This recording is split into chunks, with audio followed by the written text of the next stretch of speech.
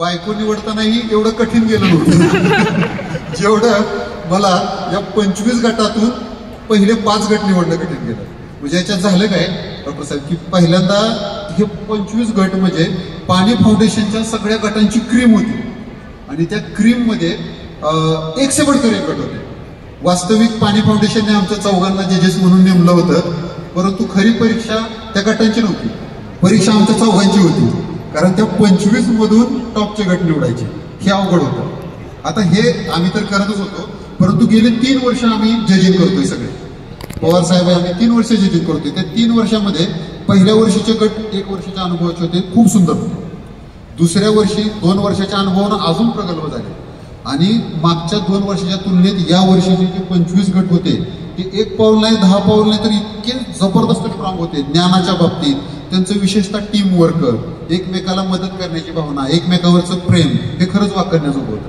आणि त्याच्यात एक विशेष गोष्ट म्हणजे त्यांचा युनिफॉर्म, ड्रेस कोड. जसं पोलीस डिपार्टमेंट किंवा फौजी लोकांना असा ड्रेस घातला की एक वेगळंच चैतन्याचा जोश होतो, तसे आमचे महिला गट होते, पुरुष गट होते. ते एकाच साडीत एकाच रंगाच्या ड्रेसमध्ये यायचे आणि त्यांचं जबरदस्त उत्स्फूर्त प्रतिसाद होता. आणि एक शेवटचा मुद्दा मी सांगतो की आम्ही ज्यावेळी गावात जायचो की बघायला की बाबा ह्या शेतकऱ्यांनी कशा पद्धतीने आपले प्लॉट केले ते बघायला गेलो तर आज जाऊन बघायचो तर शेतात म्हणजे गावातून एंट्री केली की शिवारातून आत गेले की जिथं शेत असे रंगीबेरंगी दिसायला लागली. म्हणजे त्या शेतात चिकट सापळेत, कामगंध सापळेत, निळे पिवळे चिकट. हे बघितलं की आम्हाला कळायचं की आपल्या गटाचं शेत आलं, हे पाणी फाउंडेशनचं शेत आलं. आणि एक शेवटचाच मुद्दा सांगतो, ज्यावेळी मी कृषी खात्यात काम करत होतो त्यावेळी एक वेगळं काय कृषी खात्यात मी काम केलं आणि पाणी फाउंडेशन सोबत काम केलं. एक शेवटचा मुद्दा सांगतो, कृषी खात्यात काम करताना शेतकरी आमच्याकडे यायचे, परंतु ते आम्हाला सांगायचे की मला बियाणं पाहिजे, मला खतं पाहिजे, मला ह्या योजनेचा लाभ मिळेल का, वैयक्तिक लाभ. परंतु ज्यावेळी मी पाणी फाउंडेशनच्या फार्मर कप स्पर्धेतल्या गटांना भेटलो त्यावेळी त्यांनी कधीही वैयक्तिक मला नाही सांगितलं. एक वेगळं चित्र पाहायला मिळालं. ते म्हणायचे आम्हाला काय मिळेल, म्हणजे वैयक्तिक मी कन्वर्ट झाला होता आम्ही मध्ये.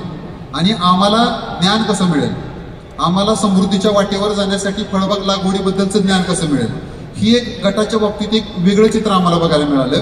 आणि त्याचबरोबर ज्यावेळी गटाशी आम्ही बोलायचो ना, एक महत्वाचा मुद्दा की गटाशी बोलताना एक महिला सांगते की आमच्या सगळ्या जजेसच्या समोर एक महिला सांगते की माझे वडील किंवा सासू सासरे कॅन्सरमुळं त्यांचं निधन झालं, किंवा दुसरी महिला सांगते की माझ्या पतीचा ऍक्सिडेंट झाला. हे ज्यावेळी गटातल्या 2 महिला सांगत असतात त्यावेळी उर्वरित महिलांच्या डोळ्यामध्ये अश्रू असायचं.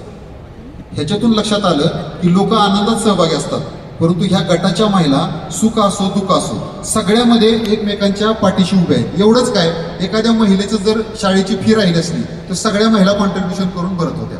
अशा पद्धतीने ही गटशेतीतनं मला एक खात्री आहे की ही गटशेतीची चळवळ शेतकऱ्यांना समृद्धीच्या वाटेवरच नाही तर इतक्या म्हणजे चांगल्या दिशेने घेऊन जाईल की ते भविष्यात समृद्ध होतील. याच्याबद्दल मला तीर्मात्र सांगतो. धन्यवाद ज्ञानेश्वरजी.